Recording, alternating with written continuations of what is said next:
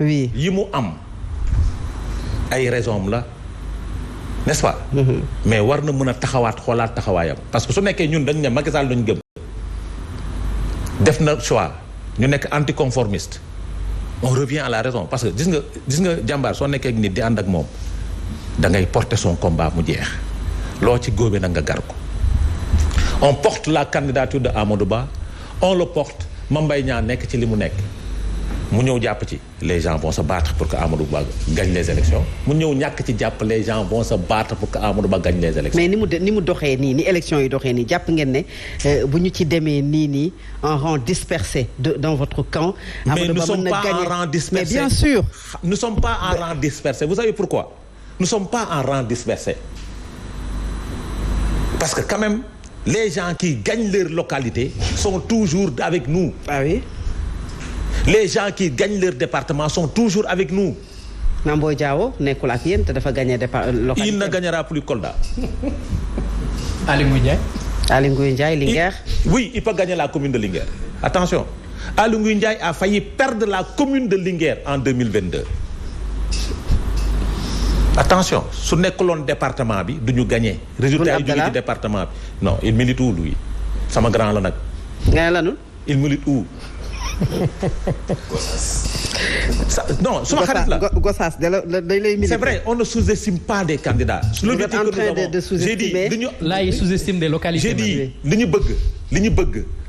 ñu bëgg mooy que ñoom ñëpp ñu revenir à la raison ñoom ñëpp parce que ñun loolu la ñu bëgg. ñii dañoo déposer seen caution ba dem conseil constitutionnel. oui donc déjà parti. suñu jàllul loolu moom leneen la ñuy wax. suñu jàllul. ils peuvent ne pas passer. ils peuvent ne pas passer parce que la reconfiguration politique se fera après la proclamation des listes. les gens vont aller négocier certes avec Bougane su nekkee jàll na d'autres avec Moussa Diop su nekkee jàll na voilà su nekkee jàll na laa wax parce que xaw ma luy xew maintenant nag dekk candidature yomb na dire que conseil constitutionnel day xañ nit dañuy xañ nit jàll wala dañuy xañ nit jàll ku ci ne soo liiree say considérants di nga xam lu tax ñu téye la. le travail de parrainage n'est pas du bruit ils ont fait le tour du Sénégal ñoom nee nañ su ko waxuloon man xawuma ko pour faire le parrainage yëguma ko. gëm sa bopp. yëguma ko. non je ne suis pas au courant. j'ai dit da nga ma koy bañal. je suis très sérieux bu ma ko bañal. bu ma bañal ni yëguma ni dem nga tournée nationale yëguma ni yaa ngi def parrainage. yëguma ni Moussa Diop mi ngi def parrainage yëguma ko parce que cela ne m'intéressait pas li ma intéressé woon mooy li ma nekkoon di ko def point. est-ce que je suis tenu de savoir que Bougane wala Moussa Diop mi ngi def parrainage am est-ce que pour faire du parrainage tu as besoin de convoquer toute la presse. pour dire que maa ngi def parrainage mais vous avez convoqué toute la presse wala boog. ci ay une yoo xamante ne. vous parlez de 4 millions de parrains. ba dañoo recadrer ba Sénégal recadrer leen. ba ñuy recadrer également les journalistes. ba ñuy remettre les fiches de parrainage. un seul parti politique dans la coalition Benno Bokk Yaakaar a déposé 255 000 parrains. c'est la S2D au niveau de la coalition Benno Bokk Yaakaar ba muy def parrainage am kenn déggu ko woowul presse ba muy dem di déposer la woow presse. le travail politique est un travail de souterrain qui ne nécessite pas du bruit parce que le bruit là ce sont les tonneaux vides qui le font te nag Bougane bëgguma ko boole ci tonneaux vides yi bëgguma ko ci boole parce que su dul dara la personne am na cër bu mu ko jox mais bëgguma ko ci boole donc pour dire que sur cette situation loolu moo ci am ay précision rek laay def ay précision et c'est important conseil constitutionnel su say dossier matee nit mënu la tere bokk candidat su matul kenn du ko xool dossier ba kenn du ko xool te li ma ko waxoon mi ngi koy dëggal mi ngi dellu soit ni am na ay crainte taxaw ne amuma keneen après wala te nga amul kenn donc ce dossier matul. ah oui fan la waxee dafa may crainte. mais il l'a dit nee na il faut ñu am crainte parce que nangam. ah non il faut pas me faire dire des choses que je n'ai pas dites non. delloo si wàllu télé bi. non li ma wax mooy si on le met dans le contexte où la justice est manipulée et que il y a quelques rares juges aujourd'hui à l'exemple de Sabassi Faye. Mais arrêtez de nous parler de Sabassi Faye. Qui est un magistrat comme les autres magistrats. Qui est entré dans l'histoire. qui est entré dans l'histoire. Parce qu'il a donné une décision. Non, parce qu'il a dit le droit. Non. Tous les avocats de ce pays, tous les juges disent le droit. Tous les juges. Il faut éviter d'insulter nos juges. ñoo bokk ñoom ñëpp école bu ñuy jàngee ñoo bokk ñoom ñëpp. Je reviens sur Sabassi Faye. Il a dit le droit. Sabassi Faye.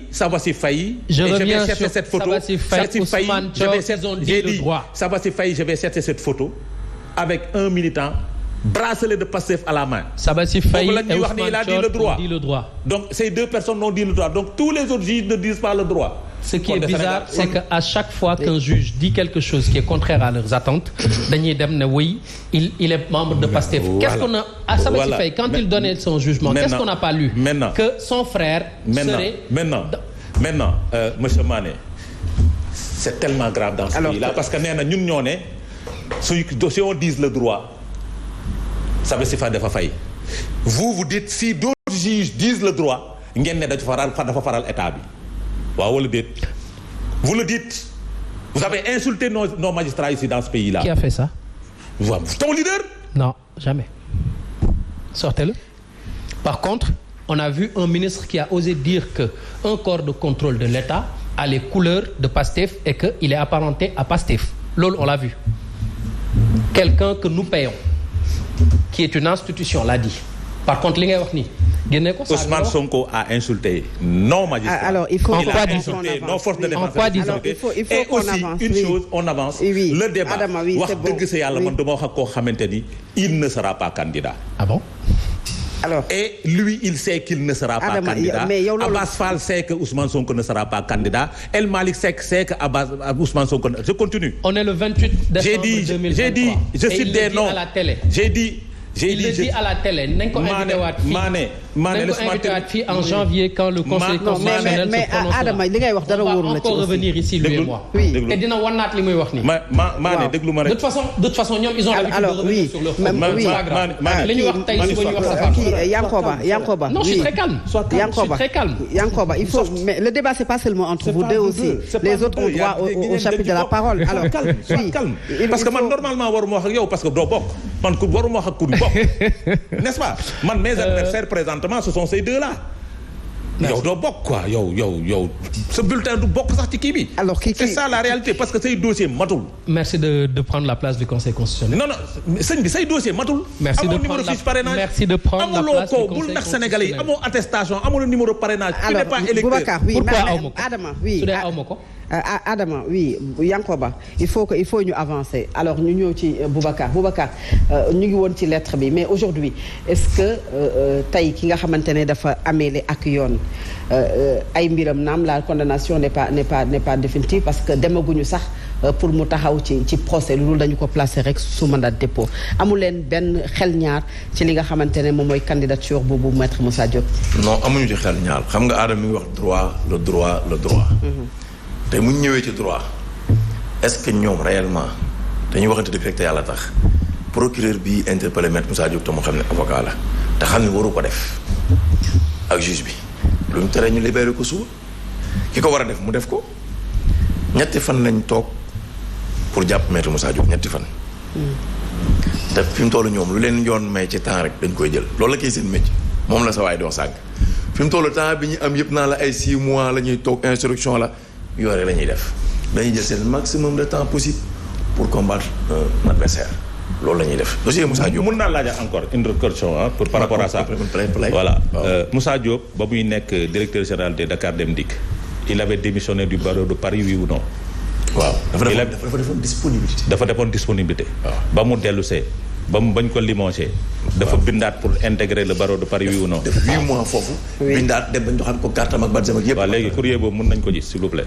courrier ban mu ngi sama page Facebook ok. mu ngi sama page Facebook. waaw mais bindaat na quand même pour dellu. au barreau de Paris oui. c'est bien ñu bàyyi ko mu c'est toujours dans ce qu'il dit c'est pour mieux comprendre. xam nga lu muy wax. candidature bi soo déposé lépp documents yi ñu la jox yëpp conseil constitutionnel c'est vrai que moom mooy xool parce que ñiy déposé bari nañ 72 la ñu wax. 79 xoolal loolu. léegi nag mais c'est vrai que nañ segaat ñun d'accord nañ ci loolu mais li sama waa ji wax yaa ngi ko ba mooy dëgg koo xamante ni bii indi na ay dossier mu mat parrainage bi rek mooy problème mu gars yi doublon. ñun d'accord nañ ci loolu. bañ nañ ko ba ñu yor suñu réserve presque même quantité bi ñu yóbbu moom la ñu yor suñu ay réserve